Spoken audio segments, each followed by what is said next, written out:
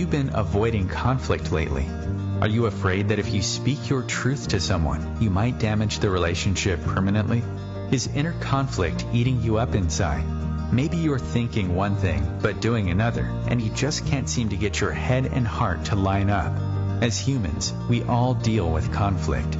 Join Jennifer McKenna now as she talks to business leaders about the importance of conflict and how we can all move through it with greater grace and ease, ultimately taking our relationships and our lives to the next level by facing conflict courageously.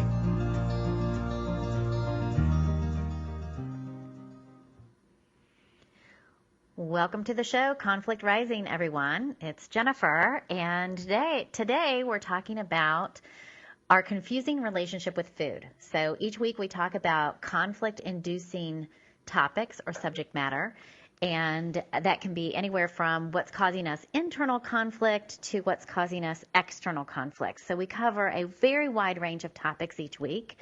And this week, I'm very excited to have Paige Love join us. Paige is a dietitian who specializes in eating disorders, and I have tons of questions for Paige about why we have the types of relationships we do with food. So Paige, welcome to the show. Thank you. I'm excited about being here and being able to share a little bit about how dietitians can help people who are struggling with any level of emotional struggle with food. Perfect. So before we get too deeply into the subject matter, can you share with our listeners what got you into this field to begin with? Sure. I was one of those lucky ones, I think, that just early on, I'm going to say even down as young as 12 years old, I kind of was always reading about nutrition. And I think part of it came from, I had kind of one of those hippie moms that drug me around a health food store when I was really young. And I don't know, in Atlanta, we have a place called Nuts and Berries and, things like that. And I'm not actually to that extreme. It was probably good that I had that exposure to know I didn't want to be to that extreme, but it got me exposed to just healthy eating as a way of a lifestyle. And I ended up being a competitive tennis player as a kid and played in college too. And the very first book I read, and I want to say I was age 14 when I read this, was a book that Martina Navratilova, and I may be aging myself right now, but she and her biochemist nutritionist wrote together called Eat to Win. And so I read it cover to cover, and it was in the days of high carbohydrate, high fiber eating. That was kind of when I first got into my career. That was really the focus, fad diet-wise, and we won't even call it fad diet anymore because that's still really the science-based, what science-based supports is fueling the body, and it was a good, solid book about sport nutrition. So my areas of specialty now are sport nutrition and eating disorders. So I have a master's degree in sport nutrition, and I specialize in working with athletes, both males and females, who struggle with fueling themselves appropriately to the extreme of maybe it being a full-blown eating disorder. And, it can be a weekend warrior athlete to a professional athlete. I'm the dietitian for the men's and women's professional tennis tours, and I travel to about 4 to 5 tournaments a year, and I'm on site for helping athletes at the highest level of that sport with their immediate nutrition needs, like dealing with heat illness or dealing with a fatigue issue from travel or dealing with a food safety issue that came up if they got bad food in China, for example, or that kind of thing. So I really kind of have two specialties, so I'm glad to kind of answer questions in both areas. But the interesting thing is when people make a decision to come to a dietitian, it's usually because something's out of balance with their eating. And usually I find that's triggered more from something with an emotional base than a physical base. Now, there are some people that have purely physical issues, let's say celiac disease or something like that, where there's a definite diagnosis that they're coming in to have a specialized diet to treat it. But more so than not, it's emotionally based imbalances that are causing a physical side effect. And so I'm often working with a therapist. In fact, my current locations in Atlanta, I'm in 2 different therapy practices where I'm the dietitian in the therapy practice. and I have the team of people right around me to be able to refer the client to get the full range of help in the emotional realm that they may need to support their nutritional healing. So you do have a really fascinating background because you kind of transcend, I guess, the different avenues, because I notice you also consult with the Atlanta Braves, the Atlanta Ballet, the Atlanta Falcons cheerleading. So there's that element of, there's that whole part of the population, and I like to, dare I say, I'm sort of on the cusp of becoming one of them, where I want to eat for strength, right? I want to eat to support strength training and that type of thing. But I come from a background in my early adulthood where I was diagnosed with a chronic illness, and I don't attribute it 100% to my eating habits, but my eating habits certainly were exacerbating it. And so there is this huge umbrella when you think about our relationship with food, and I think that's why it can be so confusing at a commercial level, where we're inundated with all kinds of packaged diets. You use the word fad before, and I'm just using very informal jargon that I came up with myself.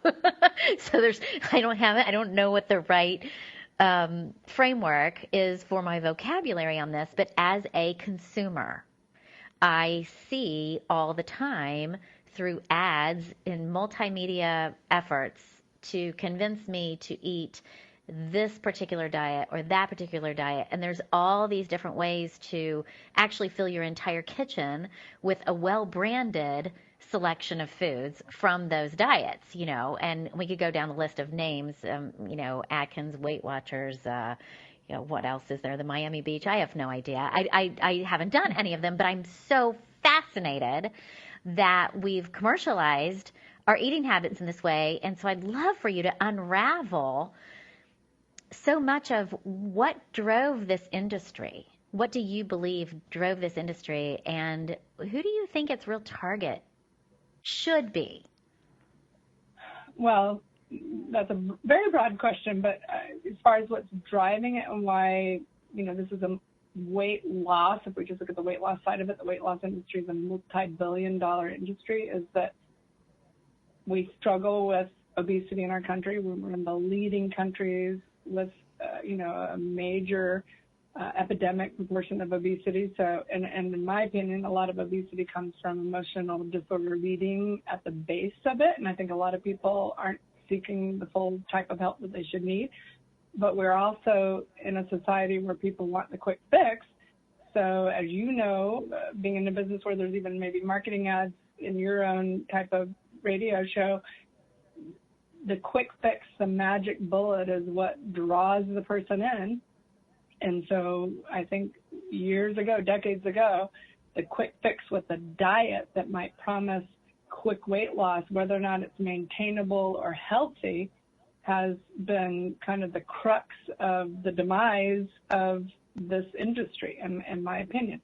So back to my comment about diets, when I first came on the scene, and again, I'll age myself, but I came on the scene 30 years ago as a dietitian, and the high carb, Pritikin, high fiber, low fat approach was really the popular trend, and it was a little bit healthier. And even some of the diets some of you may have heard of, like the grapefruit diet or the rice diet, those were popular today. The cabbage soup diet, those kind of things. So those are all examples of high carb, low protein, fully and adequate and balanced diets that are causing you to or asking you to eliminate whole food groups, and in this case, not getting enough protein, possibly not getting enough fat. Now, Pritikin was a little bit more balanced, but when we look at the single food diets like grapefruit diet, rice diet, cabbage soup diet, those are all examples of high carb, low protein, low fat. So you basically are starving your body of protein. And then in the last 2 decades, if we want to move forward quickly, as you've already mentioned, all these diets, keto, paleo, Atkins, sugar busters, all of this stuff, South Beach, I think is what you were referring to.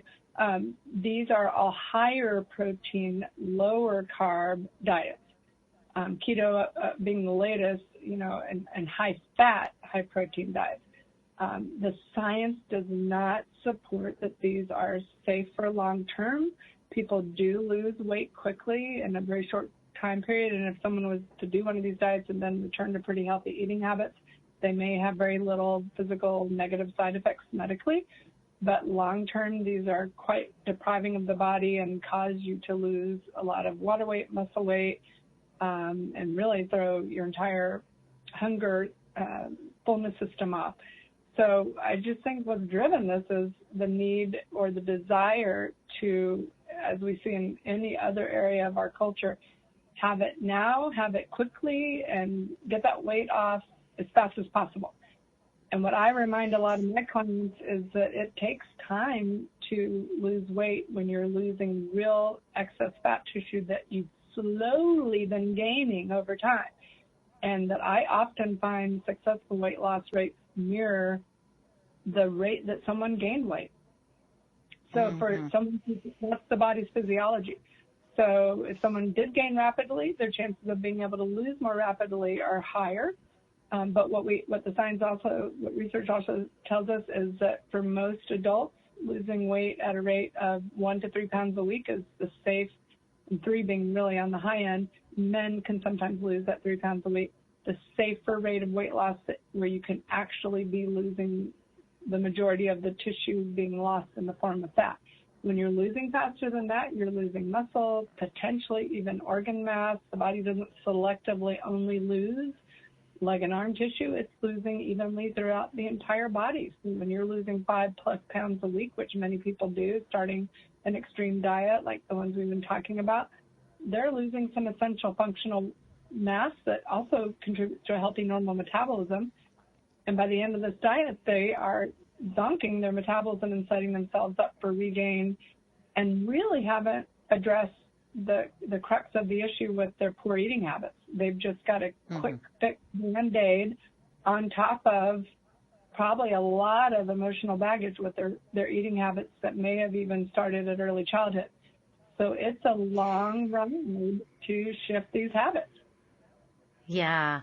And I did ask you a very broad question. We covered a lot of ground, and I apologize for that. But, I love that you've touched on all these things, because I honestly don't know. I'm asking from a very ignorant space, but I certainly have opinions because I'm raising teenage kids. I have a teenage daughter. She's at a very impressionable age around body image. And she and her girlfriend were in the car, and I have always kind of been on the sidelines watching these commercial diets hit the culture and just fan out and just have huge popularity. And in my mind, I'm thinking from a common sense standpoint, I'm glad that you're able to cite science, that science does not support their long-term health benefit or sustainability, because common sense to me says, we've known since how long? It feels like the beginning of time to me that we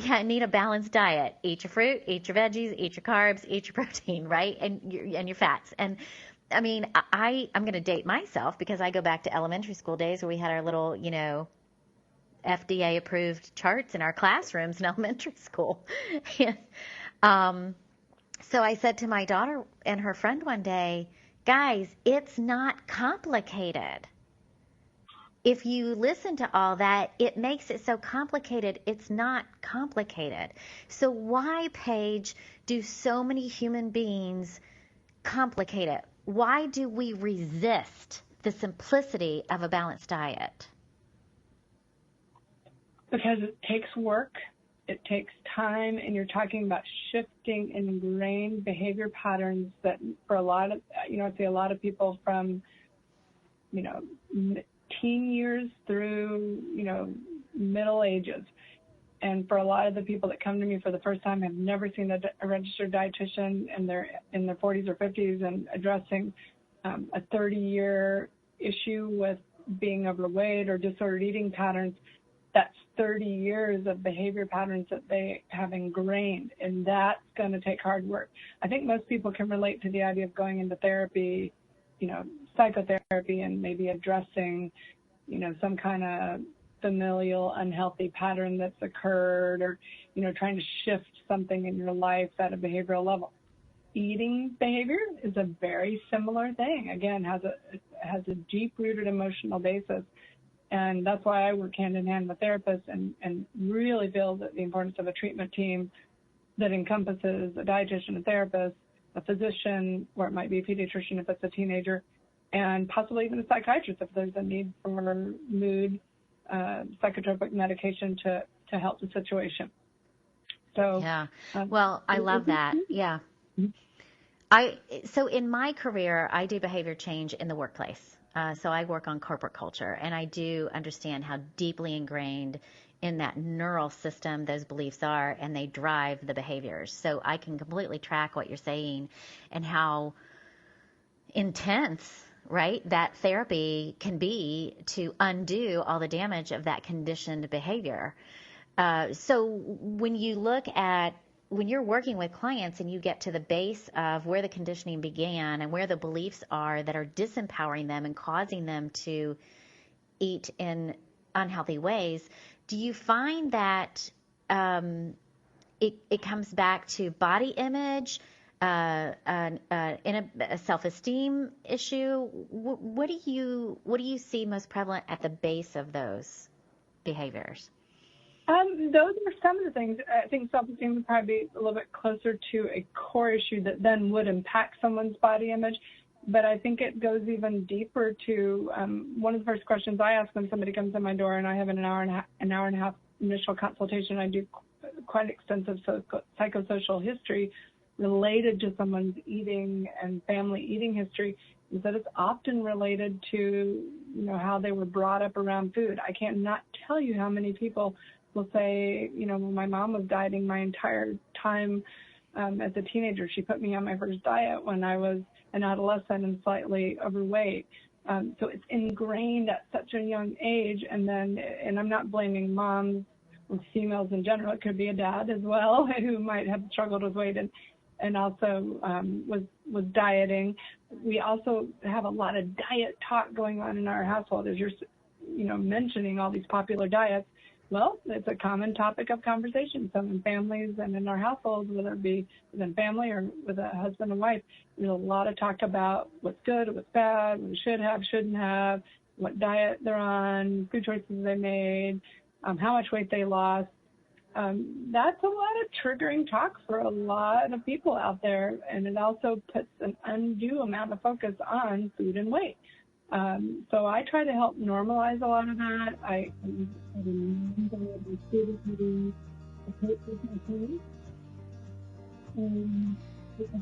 So we're going to take a quick commercial break, and when we come back, we're going to continue to talk to Paige Love about the origin of some of these eating habits. Stay tuned.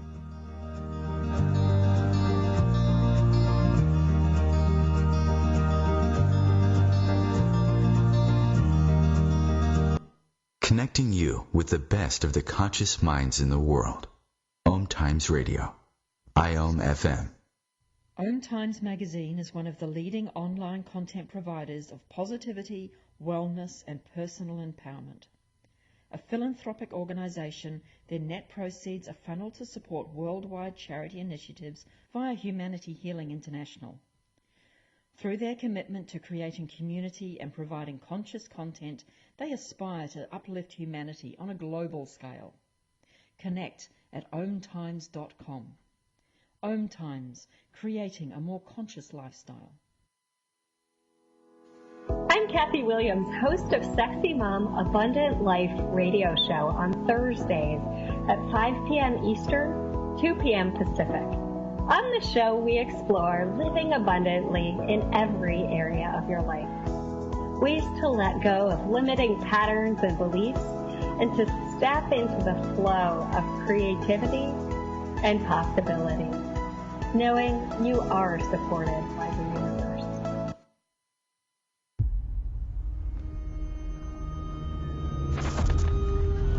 Opiates has taken everything and everyone I've ever loved away from me. Everything. I blew my ankle out and I got prescribed pain pills by my doctor. If making my detox public is going to help somebody, I'm all for it. I just wish I would have had a warning. Opioid dependence can happen after just 5 days. Know the truth, spread the truth. A message from Truth, the Ad Council, and ONDCP.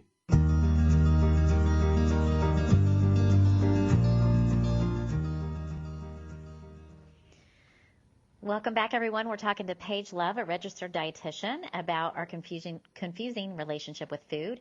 And Paige, before the commercial break, I accidentally, we had to cut off our conversation. I want to pick it back up. We're talking about, what's really at the heart, the root of the unhealthy eating patterns and behaviors and habits. And one of them that's so prevalent is coping, right? People eat to cope with their stress.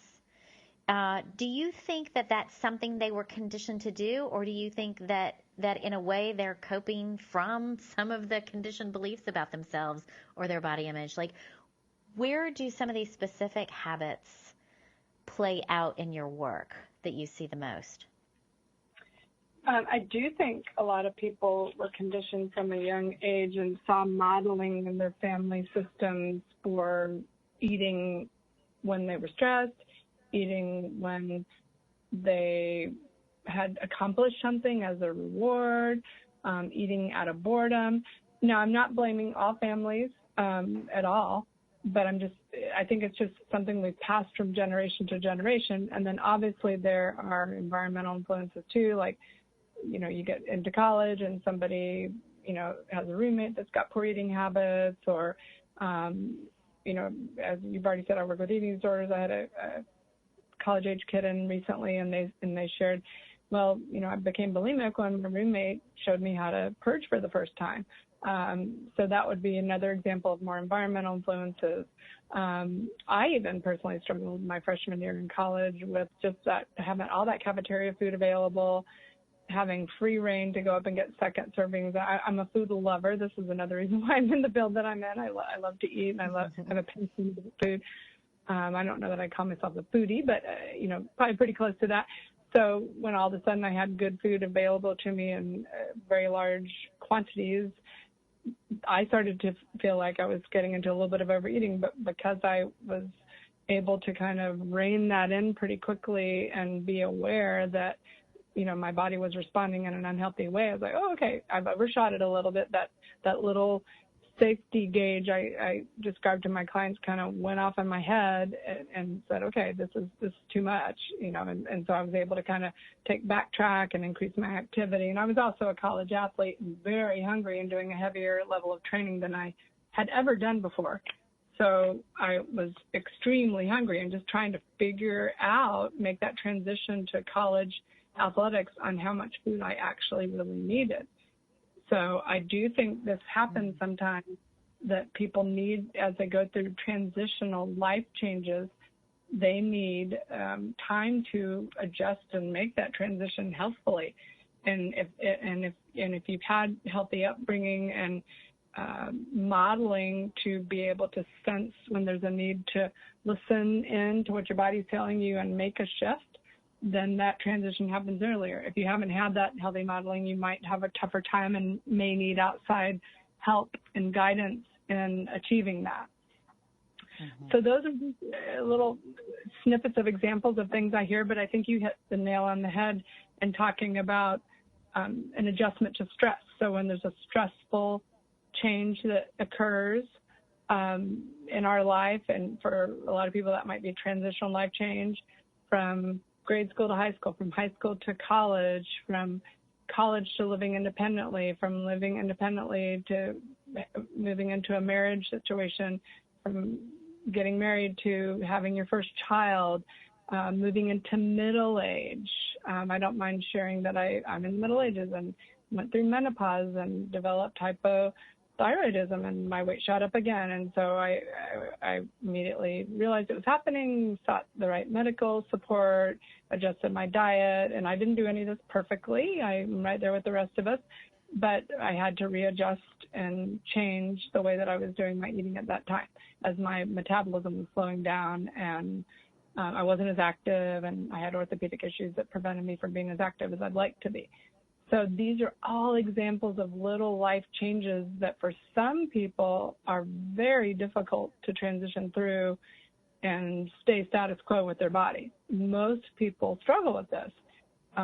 So I think being able to utilize your external help, which would be someone like me, your physician, a specialist, your whole health team, and maybe some written tools that are out there that are solid and backed by science, putting that all together to help us make that transitional life change successfully without having to do something extreme. Mm-hmm. I am a firm believer that, we don't change on our own. I think there was a very horrible kind of movement around many years ago around how you're just, everybody should be accountable. And I mean, yes, we all should be accountable. I'm stating this wrong, but it's almost like from that bootstraps mentality, it's the idea that we shouldn't need help or we should never ask for help. And wherever that originated, it is probably one of the worst points of toxicity to our culture because no one can really do big changes alone successfully, in my opinion, especially behaviorally. The human brain is wired around habit, right? I mean, it likes to cycle through things. We know that. We know how hard it is to make changes when we've gotten into a bad cycle or a bad pattern. So why do we think we can do this alone? We need a support system, someone who can guide us. Even as a coach, I think of myself as a Sherpa, and you may think of yourself the same way. I don't know. But, just to provide tools and guidance and say, hey, I'm going to get you where you want to go. I think it's super hard for people to try to take something like this on themselves. So I love your approach. I think it's awesome. I want to kind of move into what can we do about it. I know everyone can secure your services and other registered dietitians, but where can we start in, let's look at the big picture first. How can we look at our roles maybe as even parents or working parents, right? How can we set a new tone for the generations that are coming behind us so that culturally and collectively we can make some bigger shifts?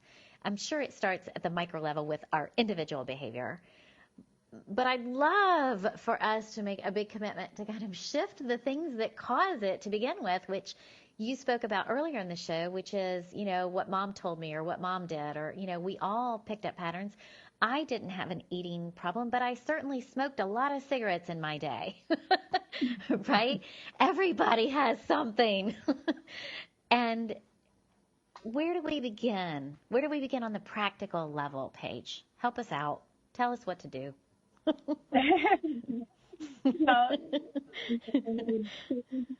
It takes a village, like you're saying. It takes a team, and there are those few people who can get a lot of the tools and ideas from self-help sources and reading and that kind of thing. And obviously, there's all kinds of resources on the internet and YouTube and all these kind of things. So there's lots of different little places that people might get help. But I think first it comes from an internal motivation, internal desire for change. I try to use a little bit of motivational interviewing with my clients when I'm talking with them for the first time to find out what they are wanting to accomplish. One of the first things that I ask when a client comes in my door is, what are you hoping to get out of today? What would you like to see change?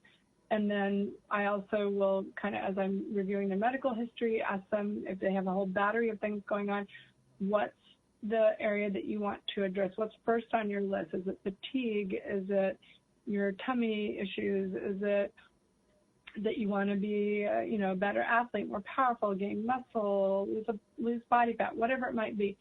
What are your priorities? We can't accomplish them all, and I think another cause for failure is people trying to take on too many things at once and trying to do it perfectly, and that is a recipe for disaster right there. So trying to I'm a big believer in baby steps, trying to take little things and just gradually move it along, and again, reminding ourselves that we didn't get to this place of wherever we are that we're not pleased with overnight. We're not going to be able to change that overnight, and it's going to take time to make that change. So trying not to bite off too much. And I will also interact with my clients around what is a realistic goal in the area that we're trying to make a shift on. I do talk with my clients both about their nutrition and fitness because it is an energy balance equation. And so we're needing to look at how much someone is taking in, how much they are burning, whether it be through their activity or their daily metabolic rate. And I do actually have assessment tools to measure those kind of things. But it's an energy balance equation any way we look at it. But we also have to be aware that there are things that throw the metabolism off, like hypothyroid or PCOS or a disease state that may have taken a toll on the body. Stress itself takes a similar kind of toll and can affect metabolism. And that's something that we don't even have a real good handle on how to measure, but we see the side effects with all the autoimmune diseases. I'm seeing more and more autoimmune diseases, and hypothyroidism is one of those. But I'm seeing a whole battery of those almost every day with people coming in my door. Probably the most common type of approach I'm using dietarily that has a sound science base is an anti-inflammatory Mediterranean-style eating approach with lots of good high fiber, colorful foods, more seafood, adequate lean proteins, adequate vegetable oils, but not avoidance of any one major nutrient area. So all foods can fit. There are some things we need more of, some things we need less of. So I try to, at the very beginning of my work with someone, help them develop more of an open mindset and less critical mindset about food. If they think there's a whole huge list of things they can't have, they will stay stuck in a deprivation overeating cycle. But if you slowly pick away at those things you can't have and learn how to mindfully allow those things and not overdo it, you will start to slowly have a better handle on your energy balance and not be overdoing it with those foods anymore. And you'll no longer be driven psychologically to overdo on those foods because they're no longer foods that you feel like you can't have. So there's a couple of different little things I'll do with people to kind of see where they are with all of this. Most of the people that do come to see me, and my guess that come to see most registered dietitians, are often coming in with the mindset of a diet and expecting to be deprived and expecting to be put on a low-calorie approach, thinking that it's not going to be enjoyable, thinking that they're not going to get to enjoy food over a long time period. That their enjoyment of dining out in social situations will be taken away. And that's not the case. It does not have to be that way. So kind of just educating, open their eyes to that. I don't play the role of a therapist, but I do utilize some therapeutic skills, and I'm a big believer in the power of positive thinking and being less critical about our faults with eating and our body. And just shifting our mind to a more positive, accommodating, less judging place about our body size. You mentioned body image.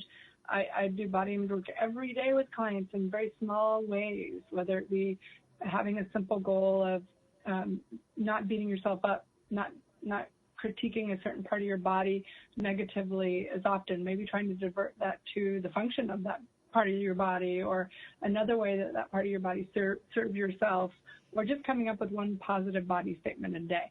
And I'm amazed at how it shifts people's minds to be less negative and a defeatist attitude around their eating and more open to there's a light at the end of the tunnel, and I'm starting to see that I can get there, and I actually kind of like my body now. So a little bit of body image work, a lot of behavioral shifting, baby stepping approaches, picking things you can work on successfully in little bites, step by step. Mm-hmm.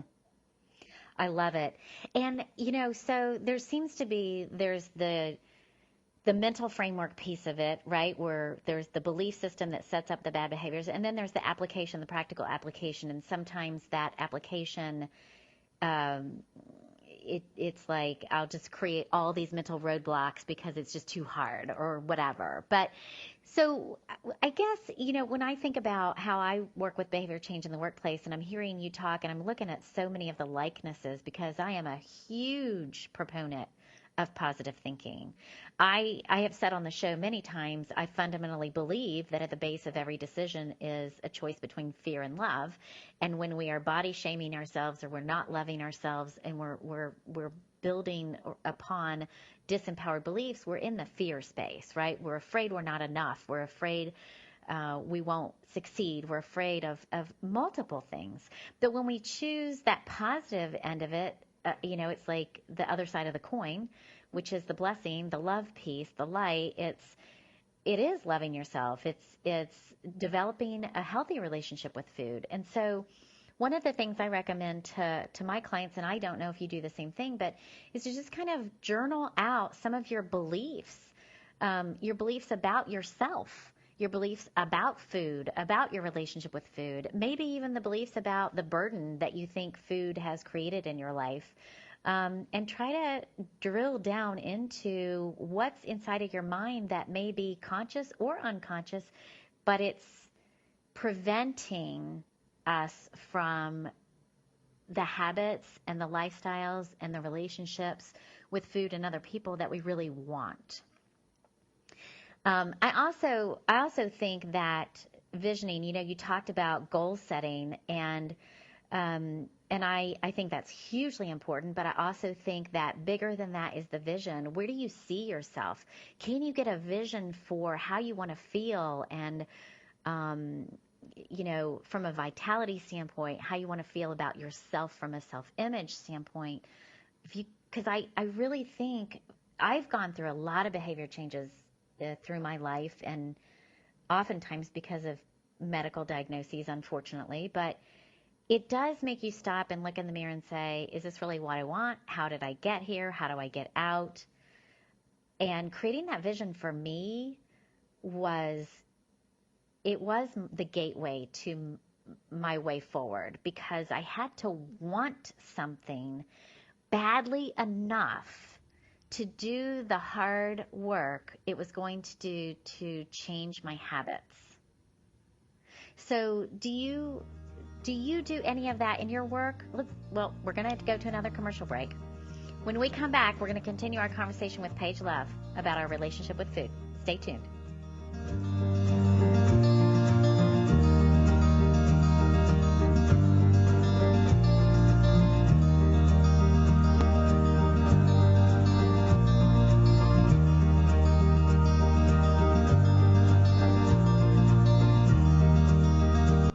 Free your mind with OMTimes Radio, IOM FM. Host your show on IOM FM, the radio network of OMTimes Media, one of the more recognized brand names in the conscious community, and is backed by the extensive marketing reach of OMTimes. Hosting a show on IOM FM immediately connects you with our extensive dedicated community. Hello, I'm Sandy Sedgbeer, host of OMTimes Magazine's flagship radio show, What is Going On? My passion is sifting through information, research, and innovations from new thought teachers, speakers, and researchers, pushing back the boundaries of what we know about life, energy, metaphysics, and the universe. I love shifting perceptions about who we are, why we're here, and how quickly impossible becomes normal when we open our minds, expand our awareness, and accept that the only limits that exist are those we place upon ourselves. So if you're the kind of forward-thinking, eager investigator of what lies beyond the current reality that most perceive, why not make a date to come play with me in the field of possibilities at 4 p.m. Pacific Time, 7 p.m. Eastern Time every Thursday, and together we can discover what's really going on. Imagine being fired because of who you love. Imagine being denied medical treatment because of who you marry. Imagine being evicted because of who you are. Millions of Americans don't have to imagine this. They have to live it. Because in 31 states, it's legal to discriminate against LGBT people. Get the facts at beyondido.org. Brought to you by the Gill Foundation and the Ad Council.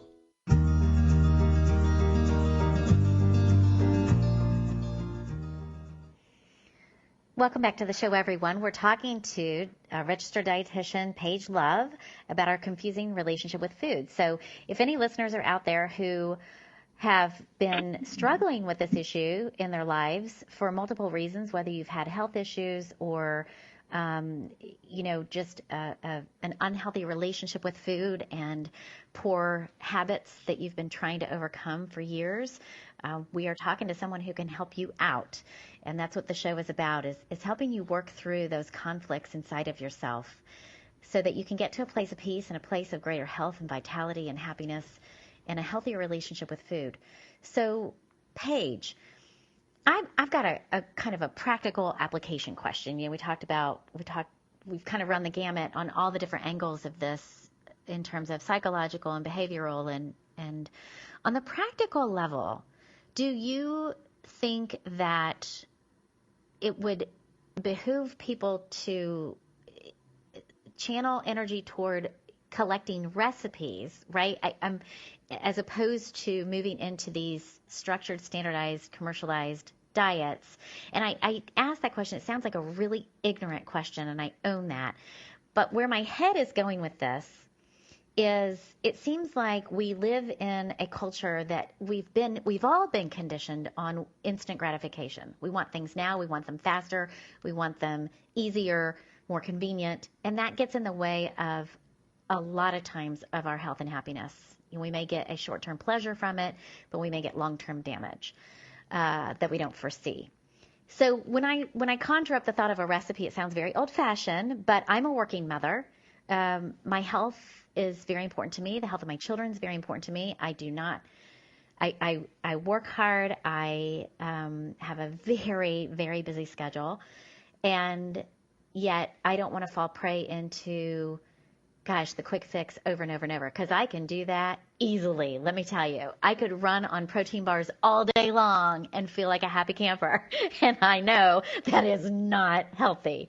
So what is a practical way to help us eat more healthy without going to those easy go-to fixes? You've brought up several good points. I do share a lot of recipes with people. I have cookbooks in my office, but I have to honestly say the kind of people that are coming to see me and who are just very normal people aren't doing a lot of cooking, and I would love them to be doing more cooking, but we're in a fast-paced lifestyle. Most families have both parents working, very little time to do cooking. So the kinds of tools in this same vein that have been helpful for most of my clients are some of the meal kits that are out there that make cooking easier, where even Publix has these, where you can go to the ready-to-eat part of the meat counter and you'll see the kits with already fresh ingredients, pre-portioned, that are healthy. I did one recently that was pork loin, wild rice, butternut squash for two for my husband. And I was really impressed with the portions. It was very Mediterranean style with the colorful high-fiber foods, low fat. Even the fat that you cook with is portion controlled and in the kit. So that's an example one you can get in the grocery store.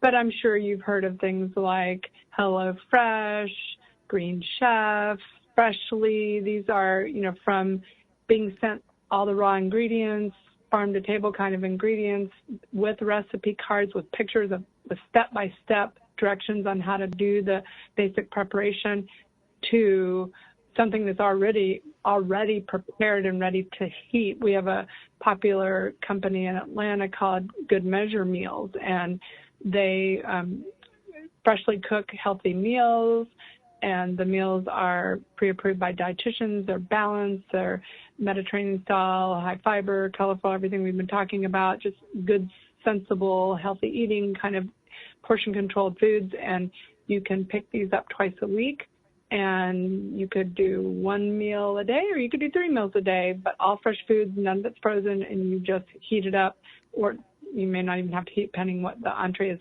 for that meal. So from meal kits to ready-to-eat meals, and a lot of you are probably aware there are also mailable ready-to-eat meals that come to you, on dry ice, and you basically heat those. And these are a full range of different kinds of meals out there, from gluten-free to vegetarian to keto. It's all out there. So these kind of tools, I think, are helping today's consumer tackle this eating healthier. Obviously, my preference is that they do it with an all-inclusive, healthier approach with no major nutrient areas being omitted. But as far as recipes, scratch cooking, gourmet cooking, I'm not seeing a lot of people being willing to take that on.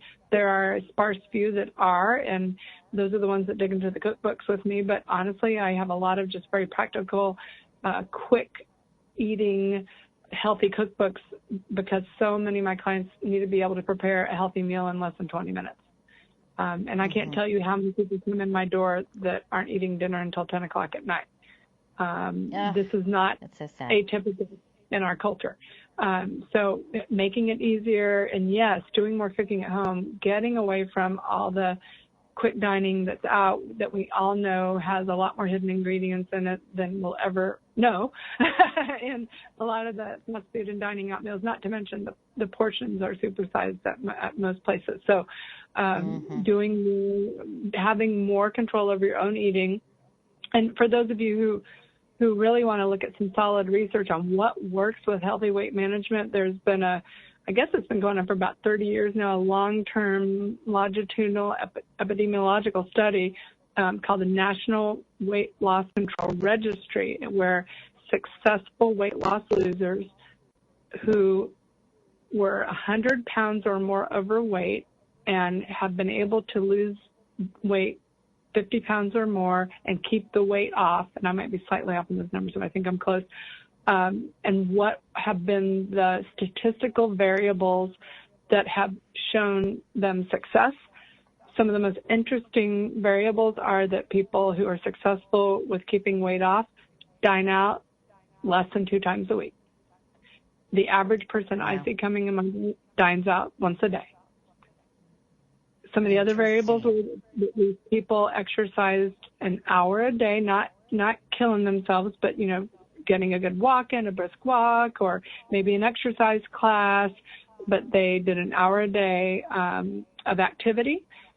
And some of the other ones were that they had, and you hit on this, a motivational factor that triggered their desire to internally want to lose weight. And it could have been some major health issue that came up or just some major life change that helped them realize what their priorities were, but something major helped them shift in their desire to try to change their eating patterns. Another thing was a success factor, and this is why so many programs do encourage this, is that they started to track their eating. And what I have people do is not just track the food, and I actually don't even have people focus a lot on calories. I have them focus on certain nutrient areas. For example, with a vegetarian, I might have them focus on protein grams and quality of protein. For someone that's overeating on refined carbohydrates, I might have them focus on fiber and the balance of fiber and protein at all their meals and snacks. So I'll give people targeted areas, nutrient-specific areas to focus with their recording. For somebody that feels like they're really overeating and just have no concept of hunger and fullness, I may have them just focus on hunger and fullness. Emory psychologists have developed a really cool new app called Mindful Meal Coach, and it helps you to identify your hunger and fullness. And this is a subjective scale, a psychological scale. So you're tuning into hunger and tuning into fullness by just asking yourself, where do I think I am? Starting to create an awareness helps us start to make healthier choices and make a better decision on when we should stop eating. In our society that's so fast-paced, we're not paying attention to hunger and fullness at all. Thus, we bypass that normal fullness signal because we're just not cueing in. So the app has you record where you are just by simply moving the scale with your finger on your phone, and you take a picture of your food. Another new trend with healthy eating is don't get crazy with all these calorie counting apps and obsessing. Why not just find a simple way that works for you that doesn't feel too judgmental? And I'm having a lot of my clients just take pictures of their food. Pictures before, pictures after. I can tell a lot from a portion, and so can most people when you see the food on the plate. So just food pictures in itself can help you create awareness. And if you have a team of people that are working with you, we get a lot of information from those grouping of pictures. You can kind of have a folder in your photo gallery and have it be for your food pictures. A lot less obsessional and judgmental than looking at the calorie count constantly and being told you're over that calorie count type thing.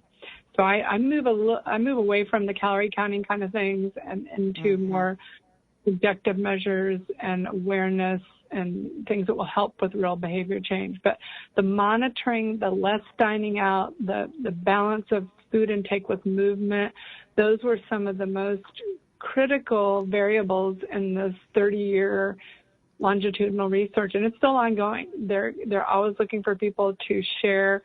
They do an extensive psychosocial history and assessment of what is helping people really change their health, manage their weight, and keep that weight off. It's none of these fad diets. None of them. Another interesting variable is the composition of the diet averages out to be exactly what the Mediterranean diet recommends. None of this crazy high protein, high fat stuff. It's about 50 to 60% carbohydrate, 20 to 25% protein, and under 30% fat. And that's what the Mediterranean diet recommends. Sensible nutrition that fuels your body.